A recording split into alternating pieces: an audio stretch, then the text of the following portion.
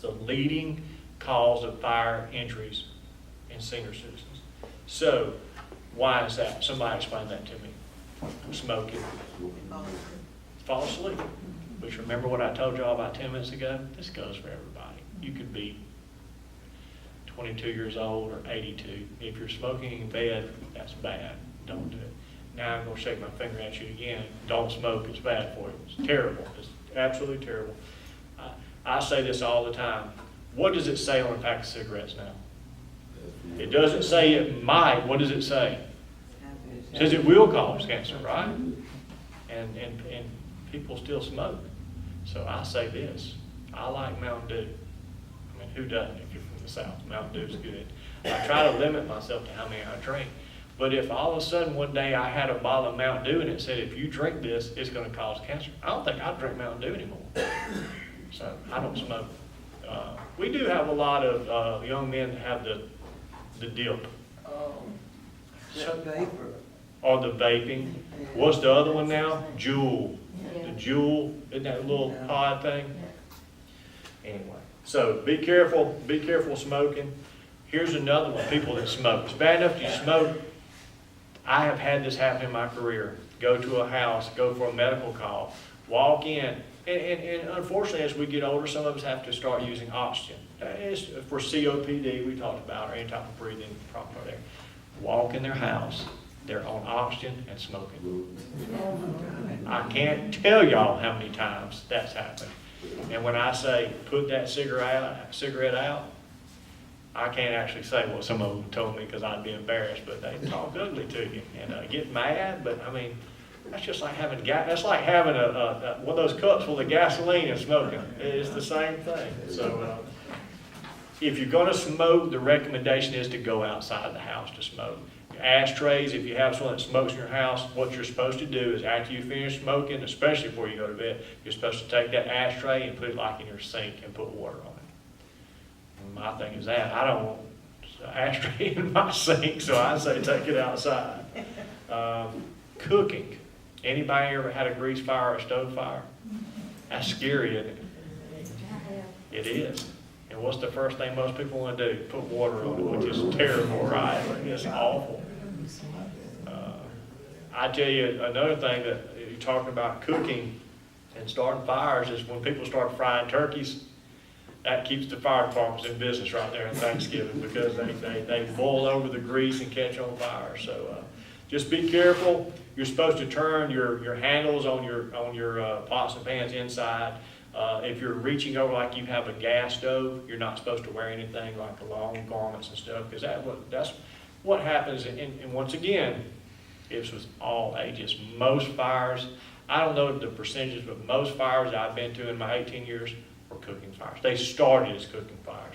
We get up in the morning, we cook breakfast, and we never turn that eye off. And it just gets hotter and hotter. About 9:30, 10 o'clock, the house catches on fire when nobody's home. By the time the neighbors see it, it's pretty well involved. French fries. For some reason, French fry grease. A lot of fires, can't explain it. Heating your home. Portable space heaters, if you still use those, you're not supposed to have anything within 3 foot of them. All right. And here's another really, really big no-no. And I didn't grow up with a whole lot. We were pretty poor growing up, so I remember this as a kid, is having to open the oven and turn the oven to keep your house warm. I remember that as a kid when times were tough. That's really not supposed to do that, so don't do that. Have your furnaces checked. You're supposed to change your filters monthly. Chimneys. Who in here has a chimney, like a fireplace? All right. When's the last time y'all had it cleaned? When's the last time you had your chimney? About 3 years ago. I think it's 5 years or something. You're supposed to keep those clean. And your hot water heaters, you're supposed to keep them at about 120 degrees. So I'm kind of guilty of that one too. I turn mine up. I've got a teenage daughter that likes to take 2-hour showers. Hour-long showers, so I turned it up because I was tired of having a cold. So electrical safety. Listen to this statistic. Homes that are 40 years old or older are 3 times more likely to have an electrical fire. Why? Aluminum wire. Aluminum wire. Anybody still have aluminum wire in their house? I probably do, my house was built in 72. All right. So how about this? So I've had aluminum wire in a couple of houses I've had. Has anybody still got the little screw-in fuses? No, we don't have that. Don't have those? Nobody does? I hadn't seen those in a while, but who had them? I have had them. No, we've had them. Absolutely. Is there a way to have this checked? Is there a way to have your aluminum wire checked? Absolutely, absolutely. You're supposed to have an electrician come in every 5 years and check your house, especially if it's aluminum. And there's a good chance that if your house is an older house like that, that you don't have GFI plugs. Those are the ones that are, if you'll notice, those are the ones that are in your bathroom, anywhere there's water. So the reason you have those is like if water splashes on it, it trips it. That's a GFI. One of the things we found out a few years ago, we were having I think the electric bill was going stream to the house. I don't remember why. But, well, Central Alabama. Yes, ma'am. And they came out and checked it, and you have a wire or something that goes out to ground it. That's correct. And mine went under concrete and on out into the driveway, which was gravel, but it had eroded under the concrete. It Lost wasn't doing a ground. bit of good. Lost your So ground. we had to have they couldn't put it in. Central Alabama, we had to have an electrician to put it in, but then Central Alabama came back and connected Hooked it up. to the meter or something. Absolutely. I bet that did cost you some money and some power. GFIs. Oh. Plugging into your outlets, you're supposed to have one plug into each little thing. And I know what y'all got at your house, because I got them too. And she's smiling because she does too. You got the little plug-in thing, and you got the, I can put 10 things in this one thing. And those little Yeah, you got that at your house? That is so bad. It's so bad to do that. But now that And it's adapter, job security. but if you put that adapter in, that's okay. If you can, the newer ones that have been made the last couple of years are much better. I'm looking to see if there's anything here because it's a city building. No, it's on the Hope not. The newer ones are much better, but the older ones, you gotta be real careful. If you feel them and they're real hot, that's not a good thing. Is the sun getting you on? Yeah. Praise the Lord, I'm just glad to see the sun after this weekend. That's one. There's where it's at.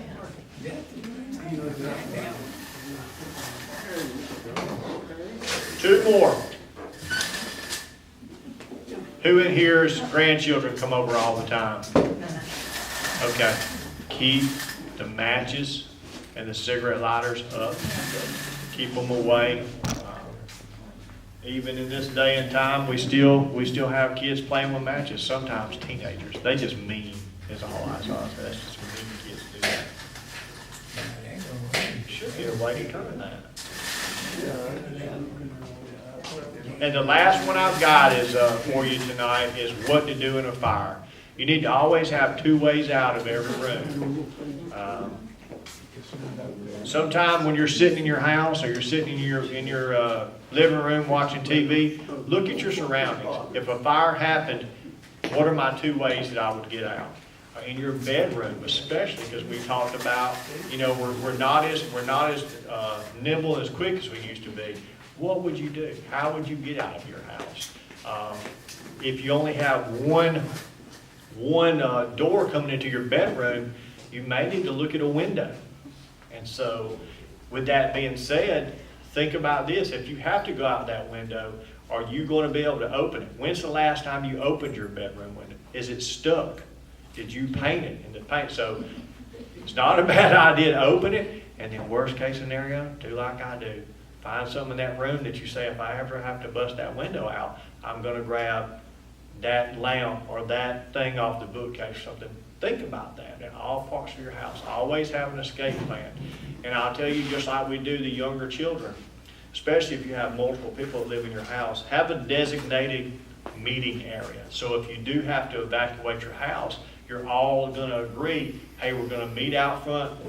The most commonly used one is a mailbox. A mailbox, a big tree. In the backyard, it could be the storage shed. And I'll leave you with this. One of the main ways that I've seen people that have gotten burned that made it out of fires in my career is going back in after pets, okay? Here's what's gonna happen, especially here in Prattville. I can't vouch for other departments. We're gonna be there anywhere in the city within 3 to 5 minutes. And that sounds really fast, but if your house is on fire, it seems like an eternity. We want you to get out. All right, once we get there, tell us, I have a pet. Don't say my babies. It happens. It's happened to me multiple times. You pull up in a driveway and a house is on fire and you say, is everybody out? Everybody's out, but my babies are in there. Well, what are you thinking? The same thing I'm in. There's babies. Tell me your dog. My dog's in there. We're going to go in there. We're going to if we know that all the humans are out and we look at that house and we think we can safely go in the house, we're going to go try to get your animals. Now, if that house is fully involved, we're not, because if that house is fully involved, the chance of survivability is zero. It only takes a little over 200 degrees for human flesh to melt, and we all agree with our pets that the chance of a sustainable life are very low. But if we get there and we think there's a chance, we're going to get them. I've done it. I went and got lots of pets over the years, and most of we had a lot of success stories on getting pets out. But leave them in there. We'll go get them. Don't let your life, don't cost your life over a pet. You'd be surprised. It happens. Or children will come outside and they left their blanket or their favorite toy and they'll go back in. So keep an eye on them. Any questions about anything, not necessarily fire safety, but the Prattville Fire Department? We lived in Montgomery before we moved to Prattville. Well, welcome to One of the Prattville. things that we did over there, and I don't know, maybe I live out in the country, so I don't know whether you're doing it in Prattville or not. But we had and I don't know who provided, whether it was the insurance company or the fire department, but a sticker that we put on the bedroom window, whether it was children or elderly people or pets. Do you still use that? We do. We still have those. Captain Brody has those, so contact him and we can get those for you. Sure do. And I think you can contact, we don't have them, but I think there's organizations, especially you can contact online. I think you can get them for the pets too. I'm pretty sure you can get that too. That's a great question. Do they supply the vials where you put your medical information and keep it in the refrigerator or something?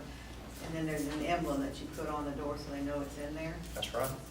Yeah, we do that too. Several years ago, this agency purchased 1 or 2 of the things that you wear when you go into a fire that helps you to see. Yes, ma'am. I forgot whether, does anybody remember? I know we bought one. We use them a lot. Yeah. Yeah, that's our FLIRs that we When see. they first came out, we bought. We do. We use those a lot because there's a lot of shows on TV. They're completely fiction. It's yeah. So it's not like Days of Our Lives at Station 1. I promise you. But if you watch those shows on prime time, they are. It's the stuff that goes on in the station that's unrealistic. But when they show the action scenes, when they go into houses on fire and there's flames going up there and they've got smut on their face and they're talking to each other, that's totally unrealistic. So 95% of the involved structure fires, a house on fire, when we go into the house, we have, I'm not going to say 100%, but probably 90-95% complete, no visibility. You can't see anything. We do everything by feel and listening. Now, if we get low enough, we can get through there and find the fire, but most of the time it's listening, it's good communication, and just what you were talking about, those handheld FLIRs see through that smoke. We see heat signatures, 2 different things. We can crawl through your house and we can use that, it's called a thermal imager. We can find the heat signatures and go to them and put the fire out, but we can also find humans and pets because you put off the heat signature. I thought the thing we bought, they wore it on their head. Okay, we did. That's been about 20 years ago. Yeah, it's Absolutely. So the first ones we ever got, you're exactly right. You wore them on your helmet, and they flipped down like in Star Wars. They were awesome.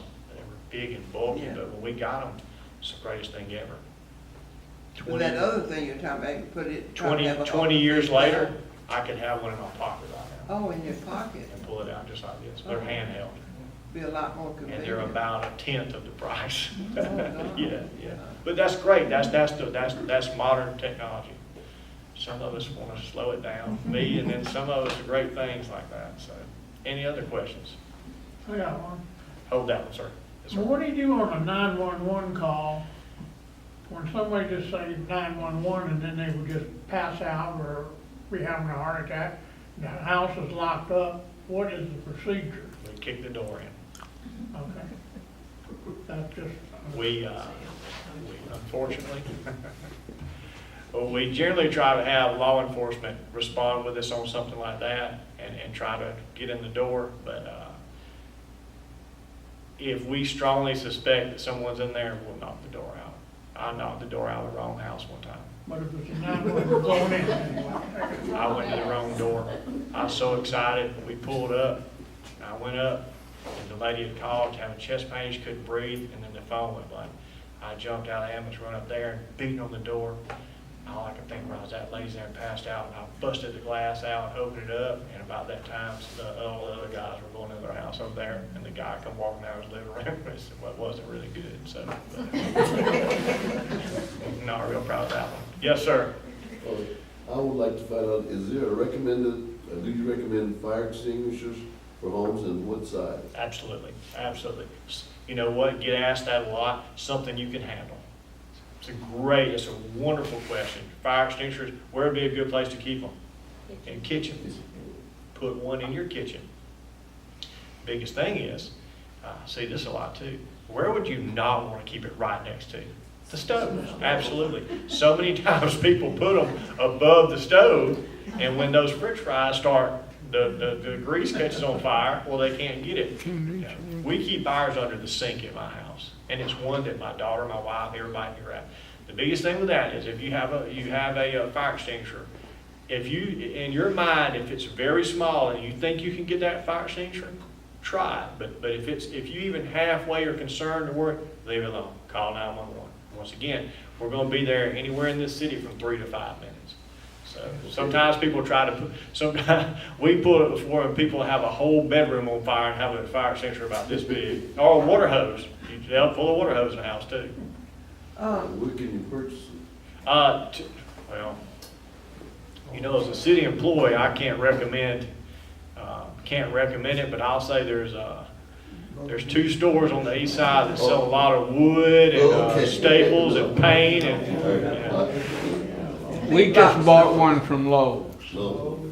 And he said Lowe's, so I'll go ahead and say at Home Depot. One of those, Lowe's or Home Depot. Don't y'all tell the mayor I said that. Yeah. No, all he'll care is you buy it in Prattville. He won't care, I promise you. Yeah. Yes, sir. What labeling should be on the fire extinguisher? ABC extinguisher. I'm sure it's an ABC. Yes, sir. Yeah, you don't want the wrong one. And it has to be checked every. They're pretty good about staying charged. Okay. We have a lot of people bring them by the stations and want us to recharge them. It costs as much to recharge one. You can just go by and get one cheaper than you can recharge them. I had somebody tell me the other day they took one to Montgomery and had a Montgomery business recharge. It was $50. You can buy it out there for $25. So, yes, ma'am. That's partly what I was fixing to ask you. Is there a lifespan, shelf life for those? Just like everything else we talked about tonight. And it should go beyond there? Yeah, they're supposed to be in businesses and occupancies are supposed to be checked once a year at your home. They'll have a date on them. And just remember on them when you look at them, they've got the little dial. If it's in the green, you're good. There's really nothing can go wrong with it. It's just Now, if compressed. it's in the green, it's good or it's gone? It's good. It's in the green. It's in the reds when it's, yeah. Anybody got anything else? Thank y'all so much for having me. I sincerely appreciate it. And she said a lot more bigger words than me, so I kind of felt a little overwhelmed. And I had a severe speech impediment growing up, and so I can't say it, but what is the pneumonia? Yeah, I can't say that. Every time she would say that, I was about to trying to say that. Thank y'all so much. I appreciate it. Chief, hold it right there.